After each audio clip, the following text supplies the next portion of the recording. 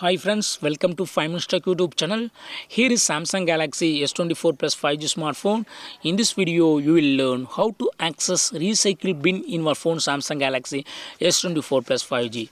Suppose if you don't know where a recycle bin available in your phone, you can follow this video to get it. Just go to the Samsung folder in the home page of your phone here, and then go to my files, and here you will find in recycle bin, and all deleted items will be available before it expires. That is, after 30 days, deleted items will be expiring, and they will be permanently deleted, automatically deleted. Okay, but here four items are available, and they are 30 days old. Okay.